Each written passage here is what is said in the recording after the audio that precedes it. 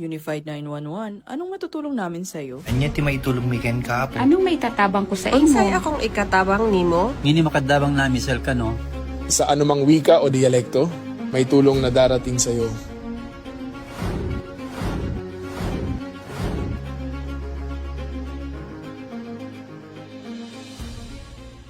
Lilingkod sa bawat Pilipino at magbibigay ng tamang impormasyon para sa tahimik at maayos na Pilipinas. Police News Network, alagad ng batas, tagapagtaguyod ng balitang pulis, sandigan ng mamamayan, patnubay ng katotohanan.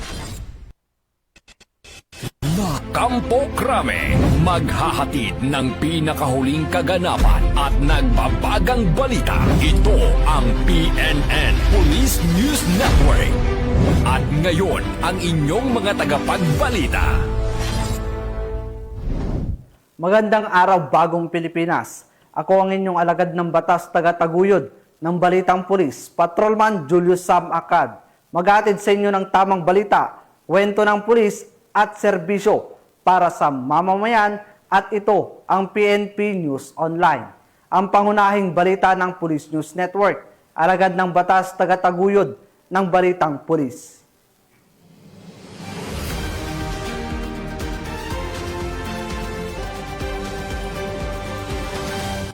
Narito ang mga balitang dapat niyong abangan.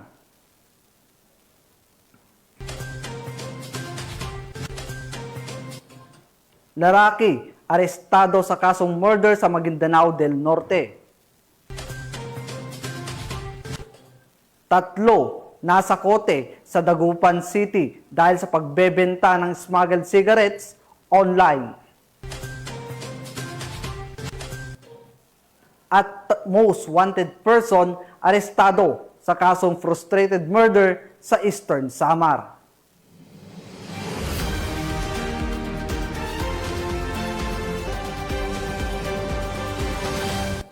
Narito ang balitang hatid ng ating PNN correspondents mula sa iba't ibang panig ng bansa.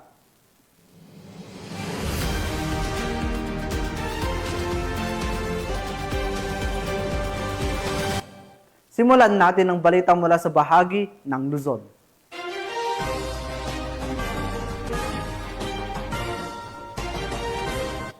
Tatlong individual ang naaresto sa kinasang operasyon ng mga otoridad laban sa online bentahan ng smuggled na sigarilyo sa Dagupan City, Pangasinan. Magbabalita dyan si Patrolwoman Mary Grace Artizuela.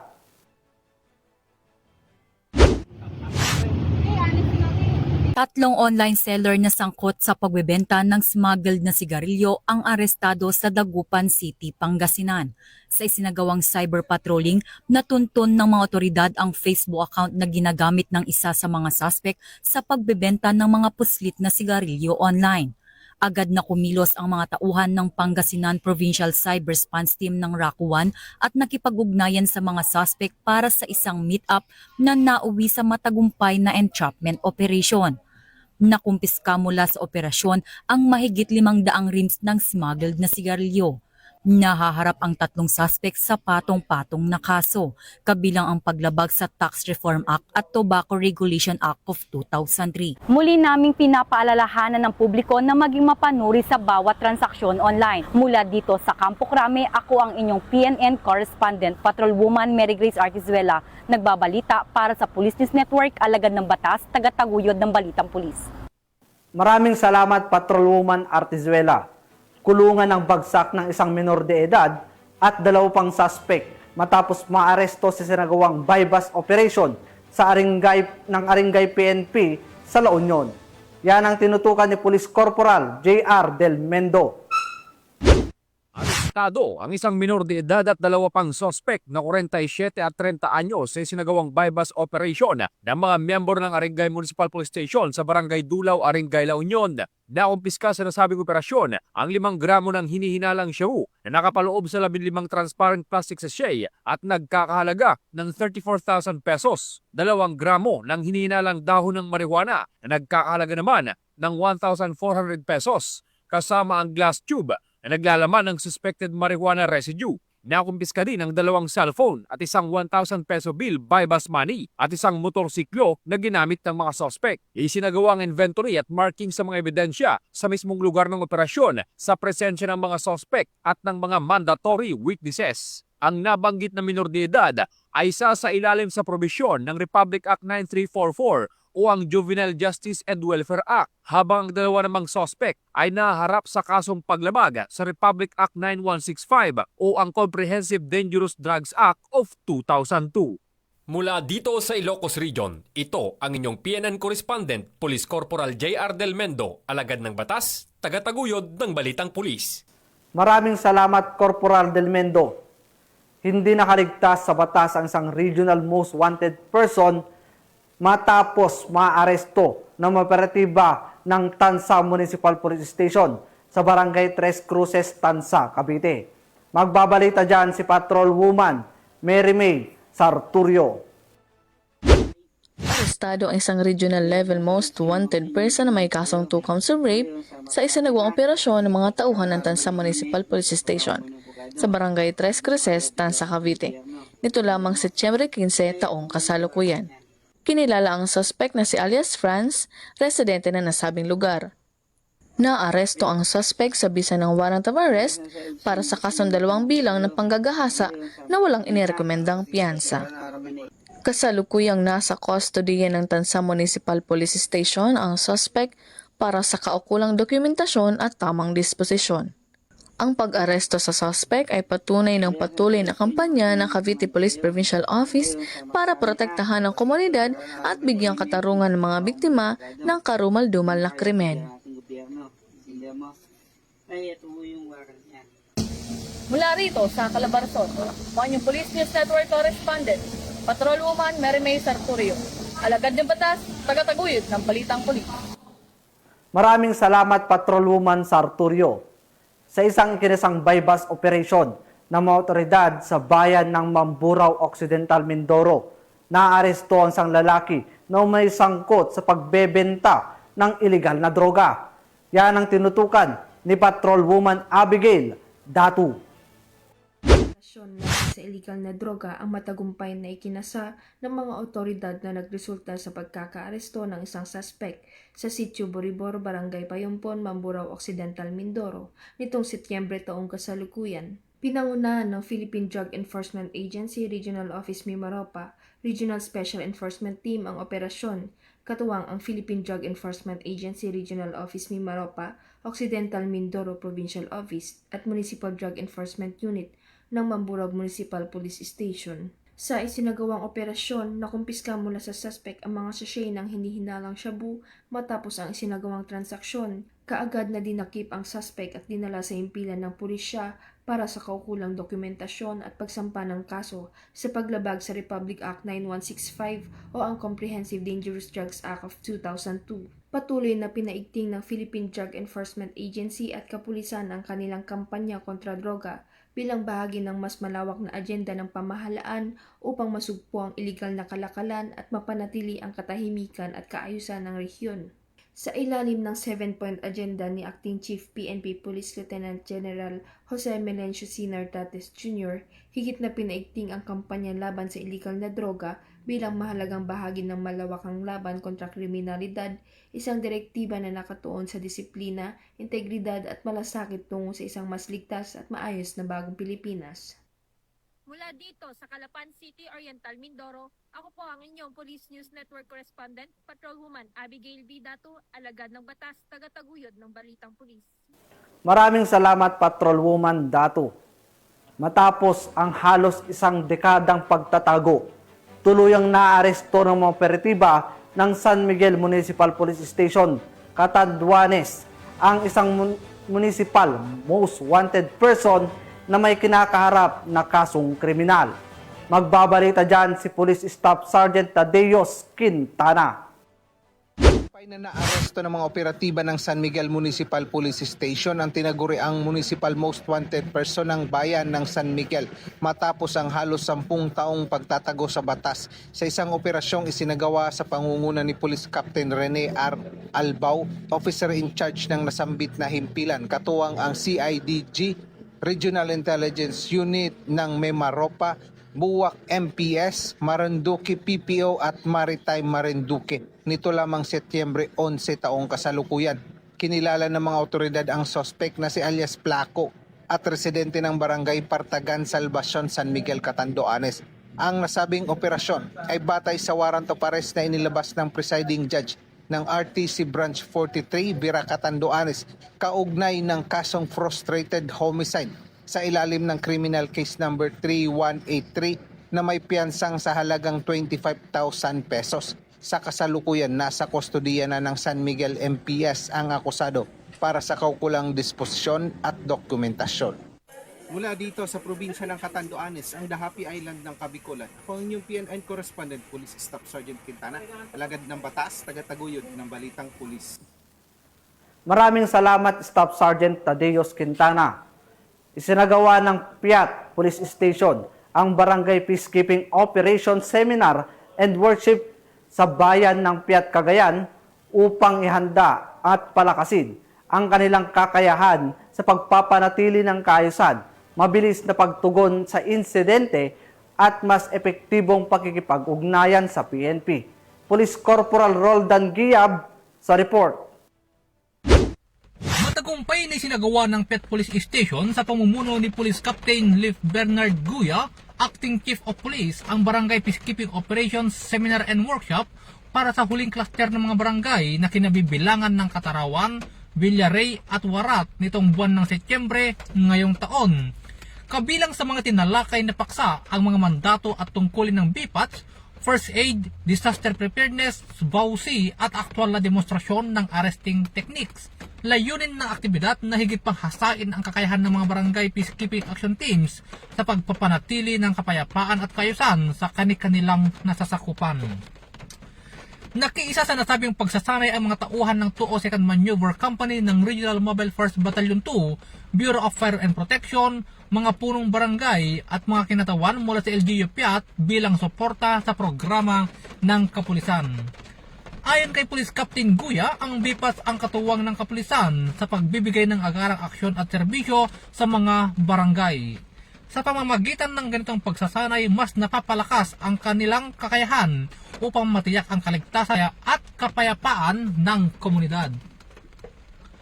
Sa pamamagitan ng mga inisyatibong tulad nito, patuloy na pinalalakas ng Piat Police Station ang ugnayan at pagtutulungan sa mga barangay at iba't ibang ahensya ng pamahalaan upang matiyak ang isang ligtas, mapayapa at maunlad na pamayanan, kung saan ang mga BPATS ay nagsisilbing force multipliers ng kapulisan sa pagbibigay ng seguridad at kaayusan sa buong bayan. Mula dito sa lalawigan ng Cagayan, ako ang inyong PNN Correspondent, Police Corporal Giab, alagad ng batas, tagataguyod ng Balitang Pulis.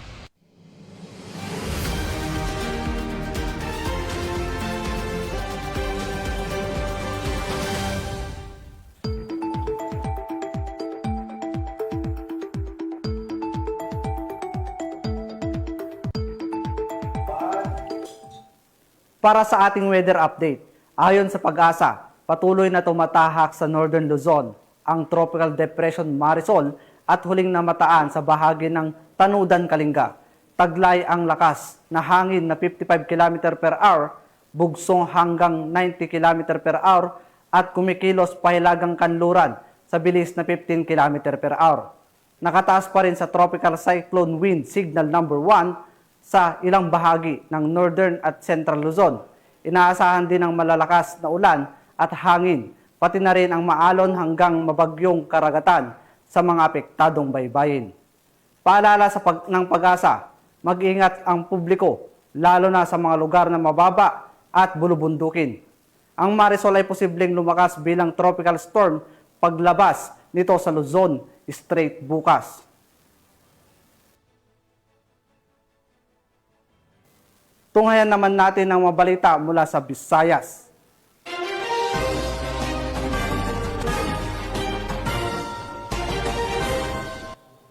Arestado ng mga otoridad ang nakatalang top 9 provincial most wanted person sa kasong attempted murder at less physical injury sa San Policarpo, Eastern Samar. Magbabalita dyan si Patrolwoman Camberley Flores.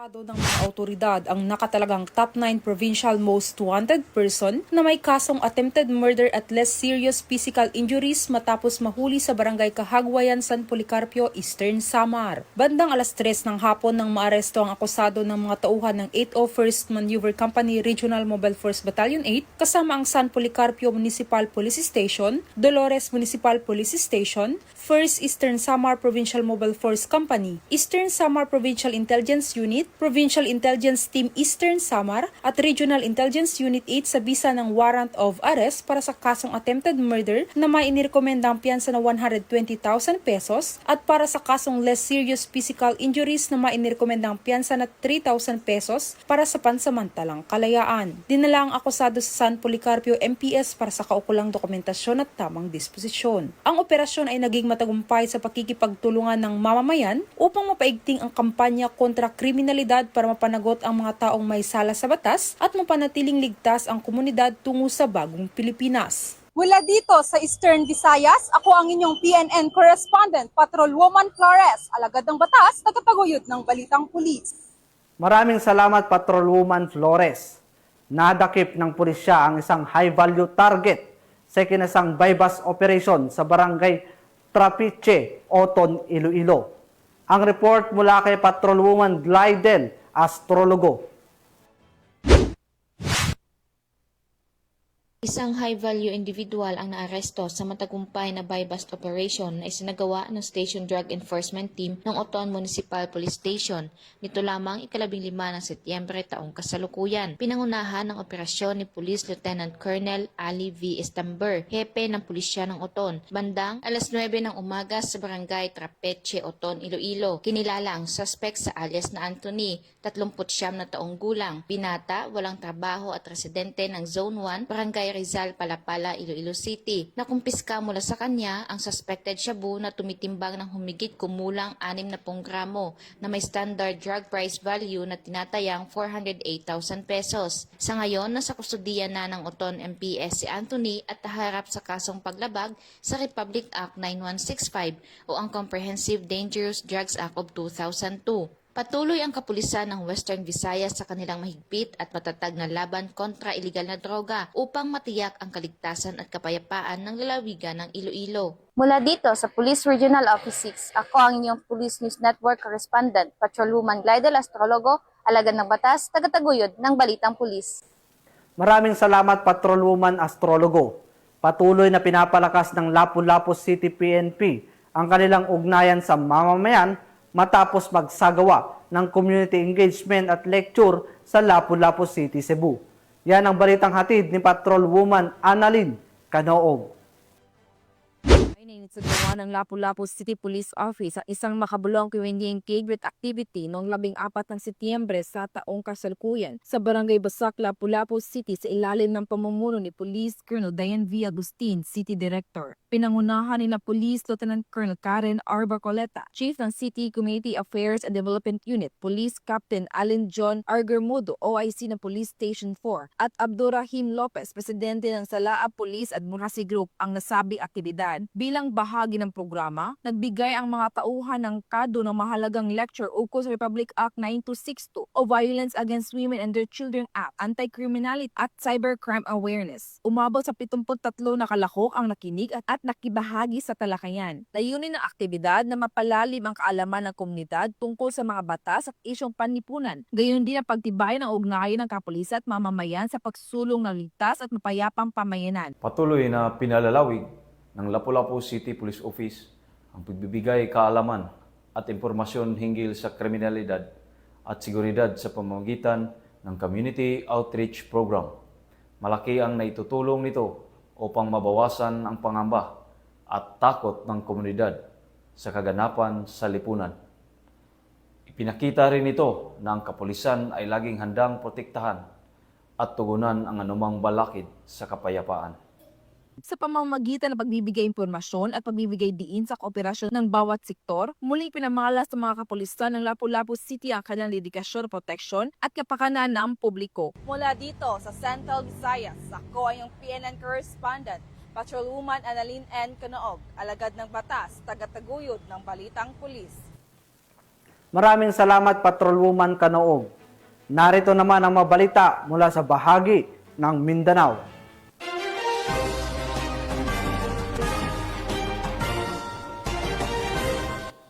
Arestado ang isang lalaki matapos makumpiskahan ng mga otoridad ng iligal na droga at baril sa kinasang operasyon ng pulisya sa Gingoog City. Yan ang report ni Patrolwoman Sara Vem Batong Malaki. Isang lalaki matapos makumpiskahan ng droga at baril sa ikinasang buy-bust operation ng mga operatiba ng Hingoog City Police Station at City Drug Enforcement Team sa Purok 3, Barangay Lunaw, Hingoog City, dito lamang ika-13 ng Setyembre taong kasalukuyan. Kinilala ni Police Lieutenant Colonel Dennis G. De Los Santos, officer in charge ng Hingoog City Police Station, ang suspect na si alias Rigor, 41 anyos, may asawa, walang trabaho at residente ng nasabing lugar. Nakumpiska mula sa suspect ang kabuuang 24 grams ng hinihinalang shabu na may standard drug price na 164,084 pesos, isang caliber 45 pistol na may 7 bala, iba't ibang drug paraphernalia at cash na nagkakahalaga ng 7,600 pesos. Kasalukuyang nasa kustudiya ng Hingoog City Police Station ang suspect para sa tamang disposisyon. Mula dito sa Camp Capistrano sa Cagayan de Oro City, ako yung Police News Network Correspondent, Patrolwoman Rina Celestine Sandrias, alagad ng batas, tagataguyod ng balitang pulis. Maraming salamat Patrolwoman Sendrihas. Nasa kote ng mga otoridad ang dalawang lalaki na isa sa sinagawang buy-bust operation sa Davao City kung saan mahigit 110,000 pesos na halaga ng hininalang shabu ang nakumpiska. Tinutukan niya ni Patrolwoman Daphne Pasaol. Lalaki ang naaresto ng mga tauhan ng Baleo Police Station sa isang matagumpay na anti-illegal drugs operation na isinagawa nitong Setyembre 16 sa Purok 5, Kawayan, Barangay Manambulan, Davao City. Nakumpiska sa mga sospek ang hinihinalang shabu na may kabuuang bigat na 16.29 grams at may tinatayang halaga na 110,772 pesos batay sa standard drug price. Kinilala ang mga sospek na sina alias Amo, 29 anyos at residente ng Purok 1, Tagluno, Toril, Davao City at alias Wali, 38 anyos, residente ng Purok 4, New Bohol, Barangay Manambulan, Tugbuk District. Maliban sa droga, nasamsam din mula sa mga sospek ang buy-bust money, isang kalibre 38 na baril na may 3 bala, isang weighing scale, 2 improvised glass tutor na may shabu residue, isang green metal container at isang asul na leather body bag. Dahil dito, nahaharap ngayon ang mga sospek sa kasong paglabag sa Republic Act 9165 o ang Comprehensive Dangerous Drugs Act of 2002. Patuloy naman ang paalala ng mga otoridad sa publiko na makipagtulungan at isumbong anumang kahina-hinalang aktibidad sa kanilang komunidad upang mas mapalakas pa ang laban kontra drogas sa lungsod. Mula dito sa Police Regional Office 11, ako ang inyong PNN Correspondent, Patrolwoman Daphne Pasaol. Alagad ng batas, tagataguyod ng balitang pulis. Maraming salamat Patrolwoman Pasaol. Nasamsam ng mga otoridad ang mahigit 100,000 pisong halaga ng hininalang shabu sa kinasang operasyon sa Surigao del Sur na nagresulta sa pagkakaaresto ng 2 suspect. Patrolwoman K. Francisco sa report. Umabot sa 115,000 pesos ang halaga na hinihinalang shabu ang nasamsam at 2 drug personality ang naaresto at sa bayang operasyon ng kapulisan at PIDEA sa Tago at Bislig City, Surigao del Sur na lamang gabi ng Setyembre 2025. Kinilala ni Police Colonel Jeffrey Lawrence D. Mauresio, Provincial Director ng Surigao del Sur Provincial Office, ang mga suspect na sina alias Wen, 33 anyos, isang high-value target mula sa Barangay Gamot, Tago at alias Damdam, 35 anyos, bagong tukoy na pusher mula sa Barangay Pamaypayan, Bislig City. Sa operasyon sa Tago ay nakumpiska kay Wen ang 6 na sachet na hinihinalang shabu na may timbang na 10 gramo at halagang 68,000 pesos kasama ang mga drug paraphernalia. Samantala sa Bislig City ay nasamsam kay Damdam ang 11 sachet na hinihinalang shabu na may timbang na 7 gramo at halagang 47,600 pesos kasama ang mark money at iba pang paraphernalia. Nahaharap ang mga suspect sa kasong paglabag sa Republic Act 9165 o Comprehensive Dangerous Drugs Act of 2002. Mula rito sa rehiyon ng Caraga, Ako ang inyong PNN correspondent, Patrolwoman K. Francisco, alagad ng batas, taga-taguyod ng balitang pulis. Maraming salamat, Patrolwoman Francisco. Hindi na nakapalagpa ang isang lalaki matapos maaresto ng mga tauhan ng Matanog Municipal Police Station dahil sa kasong murder. Ang detalye ng report mula kay Patrolwoman Mary Chris Algabre. Arestado ang isang individual matapos ihain ng warrant of arrest sa kasong murder ng Matanog Municipal Police Station sa sitio Kumakabong Barangay Bayanga Sur, Matanog, Maguindanao del Norte. Nito lamang ika-15 ng Setyembre taong kasalukuyan. Kinilala ni Police Captain Junior S. Avas, Chief of Police ng Matanog MPS, ang suspect na si alias Moss, 31 anyos na residente ng naturang lugar. Bandang alas 10:17 ng umaga ng nasabing petsa ng isagawa ng Matanog MPS at Maguindanao del Norte Police Provincial Office ang service of warrant of arrest laban sa nabanggit na suspect sa kasong frustrated murder na inisyo ni Honorable Kasan K. Abdul Rahman, Executive Judge, 12 Judicial Region, RTC Branch 27, Cotabato City, noong Hunyo 22, 2020 na may itinakdang piyansang 200,000 pesos. Ang naarestong suspect ay dinala sa Matanog Municipal Police Station para sa kaukulang dokumentasyon at tamang disposisyon. Ang pambansang pulisya ng Pilipinas ay patuloy sa kampanya nito laban sa kriminalidad at pagdakip sa mga most wanted person na nagtatago sa batas. Dahil dito tumigil ang buong hanay ng kapulisan para sa maayos, mapayapa at maunlad na bagong Pilipinas. Mula rito sa rehiyon ng Bangsamoro, ako ang inyong Police News Network Correspondent, Patrolwoman Mary Chris Algabre, alagad ng batas, taga-taguyod ng balitang pulis. Maraming salamat, Patrolwoman Algabre. Isinagawa ang transfer ceremony ng Sulu Provincial Police Office mula sa Regional Police Office ng Bangsamoro Autonomous Region patungo sa Police Regional Office 9. Ang buong detalye ng balita mula kay Patrolwoman Joyce Franco. Isayang hakbang ang naganap matapos na formal na pangasiwaan ng Police Regional Office 9 ang Sulu Police Provincial Office alinsunod sa Executive Order No. 91 na nagtalaga sa lalawigan ng Sulu bilang bahagi ng Region 9 sa Zamboanga Peninsula. Idinaos ang turnover ceremony sa Camp Hulasirin A. Kasim sa Barangay Astorias, Hulusulu bilang simbolo ng mas pinatatag na mandato ng Pro-9 sa pagpapanatili ng kapayapaan, seguridad at katatagan sa rehiyon. Dumalo sa naturang seremonya si Honorable Abdusakor A. Tan II, Gobernador ng Sulu bilang panauhing pandangal at tagapagsalita. Pinangunahan naman ang aktibidad ni Police Major General Attorney Lex Ephraim C. Gura, Director for Plans or TDPL. Kinatawan ng Police Regional Office 9 sina Police Brigadier General Elizar P. Mata, Regional Director, Police Colonel Narciso C. Paragas, Acting Deputy Regional Director for Operations, at Police Colonel Elmer S. Lim, Acting Chief of Regional Staff, kasama ang iba pang mahalagang opisyal ng rehiyon. Ayon sa Pro-9, ang paglipat na ito ay hindi lamang simpleng administratibong hakbang, kundi patunay din ng tiwala at kumpiyansa ng pambansang punong himpilan sa kakayahan ng Pro-9 na mamuno. Kabilang sa kanilang tungkulin ang pagbibigay ng ganap na suporta sa SPPO at pagtutulungan upang mapanatili ang katahimikan at kaayusan ng lalawigan. Sa pagtanggap ng bagong responsibilidad na may profesionalismo at dedikasyon, pinagtitibay ng Pro-9 ang kanilang pangako na itaguyod ang pagkakaisa, kooperasyon at sama-samang pananagutan para sa mas ligtas at maunlad na rehiyon. Mananatiling tapat ang Police Regional Office 9 sa kanilang misyon na maglingkod at magprotekta sa publiko ng may integridad, profesionalismo at kahusayan para sa kapayapaan at kaayusan sa buong Zamboanga Peninsula at sa bagong kaanib nitong lalawigan ng Sulu. Mula dito sa Zamboanga Peninsula, nagbabalita ako ang inyong PNN Correspondent, Patrolwoman Joyce Franco, alagad ng batas, taga-taguyod ng balitang pulis. Maraming salamat, Patrolwoman Franco. At yan ang mga balitang nakalap ng ating PNN correspondents mula Luzon, Visayas at Mindanao. At mga ka-PNN, 99 days na lang at Pasko na!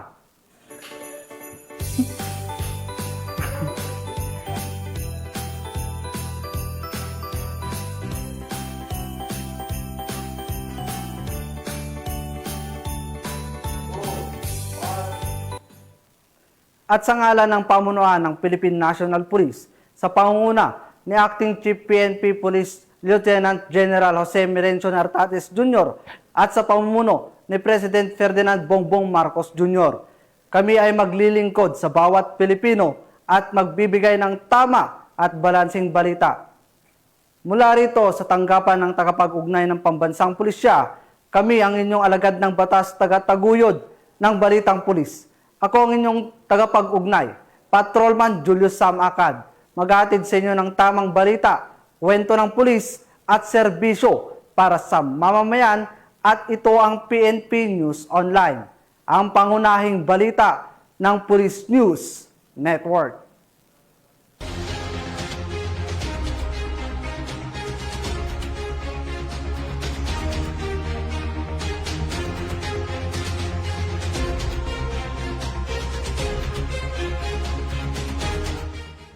Police News Network, alagad ng batas, tagapagtaguyod ng balitang pulis.